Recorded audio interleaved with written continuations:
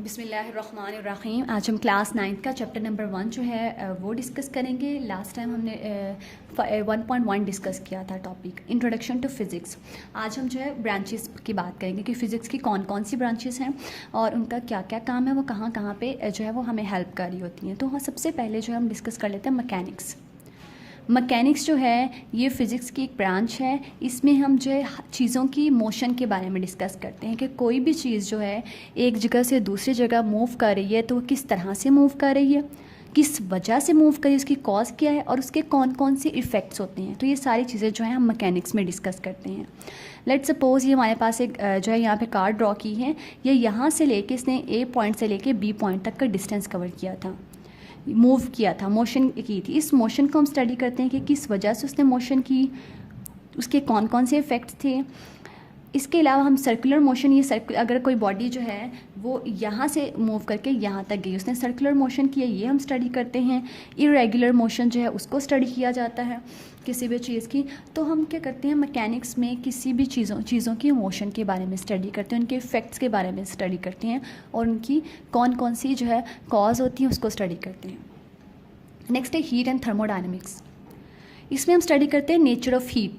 हमारे पास हीट जो है वो कहाँ से आ रही है और अगर उसे मोड ऑफ़ ट्रांसफ़र से हम एक फॉर्म से दूसरी फॉर्म में कन्वर्ट कर सकते हैं, अगर कर सकते हैं तो किस तरह से कर सकते हैं।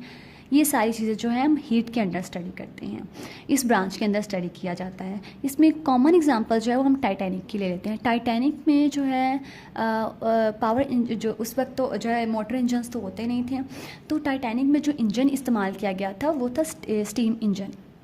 अब इसमें जो है हीट जो है उस थर्मोडायनेमिक्स ने किस तरह से हेल्प किया हमें, या किस तरह से जो है वो वर्किंग कर रहे थे।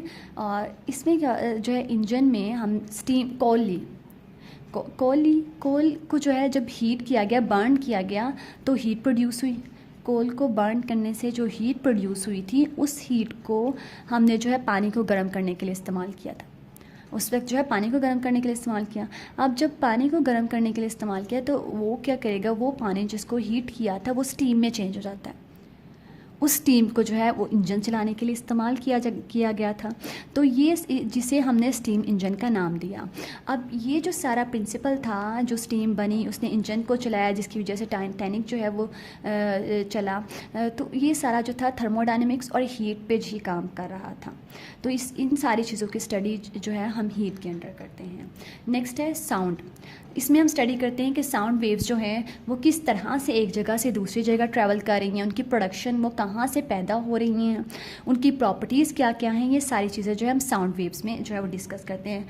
जैसे जो है हम लेट्स सपोज हम एज्यूम करते हैं कि एक जगह पे वैक्यूम है, वैक्यूम क्रिएट किया और जहाँ पे हवा बिल्कुल भी नहीं है, तो वहाँ पे क्या होगा, वहाँ पे जो है हमारी जो साउंड है वो भी ट्रैवल नहीं कर सकती। तो साउंड वेव को ट्रैवल करने के लिए एयर की ज़रूरत होती है।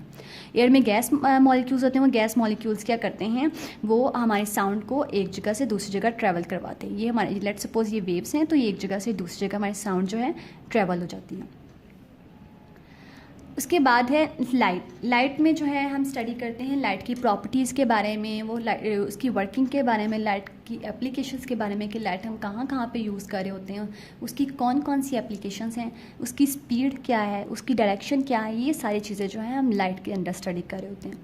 अब लाइट की वैल्यू जो है वो काउंट की गई, स्टैंडर्ड वैल्यू जो 3 जो है इंटू कॉन्स्टेंट इंटू 10⁸ मीटर पर सेकेंड, ये जो थी लाइट की वैल्यू थी।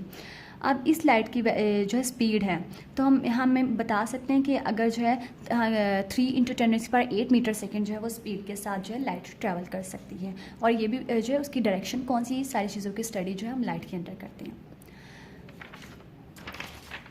इससे नेक्स्ट है इलेक्ट्रिसिटी एंड मैग्नेटिज्म। इलेक्ट्रिसिटी का हमें पता है कि इलेक्ट्रिसिटी जो है वो कहाँ पे यूज़ हो रही है, हम घरों में यूज़ कर रहे होते हैं, इंडस्ट्रीज़ में यूज़ कर रहे होते हैं। तो इलेक्ट्रिसिटी की कौन कौन सी एप्लीकेशंस हैं। इसी तरह मैग्नेटिज़म, इन दोनों का रिलेशनशिप क्या है, इलेक्ट्रिसिटी का और मैग्नेटिज़म का, ये हम इस ब्रांच के अंदर स्टडी करते हैं। मैग्नेटिज़म की कौन कौन सी एप्लीकेशंस हैं और मैग्नेटिज़म में जो है वो मैग्नेटिज़म में बेसिकली इलेक्ट्रिसिटी में चार्ज प्रोड्यूस हो रहे होते हैं। जो है इसमें हम पेंट की एग्जांपल जो है वो डिस्कस कर लेते हैं। जो पहले टाइम में इस तरह होता था कि अगर हम किसी चीज़ को पेंट करते थे, गाड़ी या किसी भी चीज़ को, तो हम ब्रश के साथ जो है पेंट किया जाता था। अब उसको काफ़ी वो टाइम कंज्यूमिंग था, तो उस चीज़ को जो है वो रिप्लेस किया जो हमारे पास है स्प्रे पेंट ने। अब जो है पेंट किया जाता है वो स्प्रे, आपके पास जो है एक बॉटल होती है पेंट की, या उसके जो है ऊपर नोज़ल होती है, उस नोज़ल में जो है छोटे छोटे होल्स होते हैं। अब होल्स में से जो पेंट होता है वो क्या करता है निकलता है। अब वो जो पेंट निकलता है तो वो क्या करता है ज़्यादा एरिया तक स्प्रेड करता है, इस तरह से ज़्यादा स्प्रेड करता है, जिसकी वजह से जो है आपको ये बहुत जल्दी आप किसी भी सरफेस को या किसी भी चीज़ को पेंट कर सकते हैं, और ये ज़्यादा डिस्टेंस कवर करता है और ज़्यादा दूर तक जाता है, जिसकी वजह से हम पेंट कर लेते हैं। तो अब ये जितनी भी वर्किंग थी, ये जो भी काम था, ये इलेक्ट्रिसिटी और मैग्नेटिज्म की बेस पे हो रहा था। क्योंकि हमने जो है जब पेंट यहाँ से नोज़ल से निकलता है तो छोटे छोटे, जैसे हम जो है किसी भी चीज़, पानी जो है कि बॉटल ले लेते हैं, उसको जैसे हम स्प्रे करते हैं, जैसे परफ्यूम्स हैं स्प्रे करते हैं, तो छोटे छोटे ड्रॉप्स जो है ना वो नोज़ल में से निकल रहे होते हैं। अब वो जो ड्रॉप्स निकल रहे होते हैं, जब वो नोज़ल में से निकलते हैं तो उनमें कोई ना कोई चार्ज डिवेलप हो जाता है। अब जो चार्ज यहाँ पे डिवेलप होता है, इसके ऑपोजिट चार्ज जो है हम उस सरफेस को में क्रिएट कर देते हैं, में पैदा कर देते हैं, जिस सरफेस को हमने पेंट करना होता है। फॉर एग्ज़ाम्पल, अगर यहाँ पे जो हैं चार्जेस पॉजिटिव थे तो हम यहाँ पे सरफेस में नेगेटिव चार्ज क्रिएट कर देते हैं। और ये तो हमने डिस्कस किया है कि पॉजिटिव और नेगेटिव चार्जेस जो है वो एक दूसरे को अट्रैक्ट करते हैं, ऑपोजिट चार्जेस में अट्रैक्शन होती है, जिसकी वजह से पेंट जो है वो आसानी से और जल्दी से किसी भी सरफेस पे जाके जो हम कोट हो जाता है या कर देते हैं। ये सारी चीज़ें जो हैं ये हम स्टडी करते हैं इलेक्ट्रिसिटी और मैग्नेटिज्म में। नेक्स्ट हमारे पास है एटॉमिक फिज़िक्स। इसमें हम एटम के बारे में डिस्कस करते हैं, उसके स्ट्रक्चर के बारे में डिस्कस करते हैं, कौन कौन सी प्रॉपर्टीज़ हैं, उन सारी चीज़ों के बारे में डिस्कस करते हैं।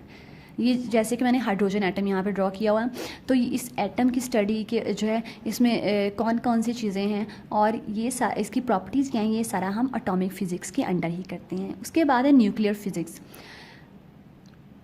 न्यूक्लियर फिज़िक्स में हम न्यूक्लियाई के बारे में डिस्कस करते हैं, न्यूक्लियस के बारे में डिस्कस करते हैं, उसके बिहेवियर के बारे में डिस्कस करते हैं, प्रॉपर्टीज़ के बारे में, न्यूक्लियस के अंदर कौन कौन सी चीज़ें, जैसे कि मैं पता है न्यूक्लियस के अंदर प्रोटॉन्स और न्यूट्रॉन्स होते हैं, और उसके बाहर जो है वो इलेक्ट्रॉन्स इन्वॉल्व कर रहे होते हैं। तो ये सारी चीज़ें जो हैं हम न्यूक्लियर फिज़िक्स के अंडर स्टडी करते हैं। उसके बाद है प्लाज्मा फिज़िक्स। प्लाज्मा जो है मैटर की फोर्थ स्टेट कहलाती है। जैसे मैटर की 3 स्टेट्स हैं, सॉलिड, लिक्विड और गैस, जो मोस्ट कॉमन डिस्कस किया जाता है। लेकिन प्लाज्मा मैटर की एक और भी स्टेट है जिसे हम फोर्थ स्टेट या प्लाज्मा स्टेट भी कहते हैं। तो प्लाज्मा जो है ये मैटर की फोर्थ स्टेट है। अब प्लाज्मा के बारे में जो है वो डिस्कस करते हैं प्लाज्मा फिज़िक्स के अंडर। इसमें बेसिकली आयंस होते हैं, जो आयंस होते हैं जो उनकी प्रॉपर्टीज़ जो है वो सारी डिस्कस की जाती हैं, उनके कहाँ कहाँ पे यूजेस हैं, तो ये सारी चीज़ें प्लाज्मा फिज़िक्स में आती हैं। उसके लास्ट जो है हमारे पास जियो फिज़िक्स। जियो का मतलब हमने पहले भी डिस्कस किया था जब हमने फिज़िकल साइंसेस के बारे में बात की थी। तो जियो का मतलब होता है अर्थ। तो हम जियो फिज़िक्स में अर्थ जो है उसके स्ट्रक्चर के बारे में डिस्कस करते हैं और सारी जो है उस प्रॉपर्टीज़ के बारे में डिस्कस करते हैं। ये जो था कुछ हमारे पास ब्रांचेस ऑफ फिज़िक्स के बारे में डिटेल में हमने बात की। तो ये था हमारा आज का टॉपिक।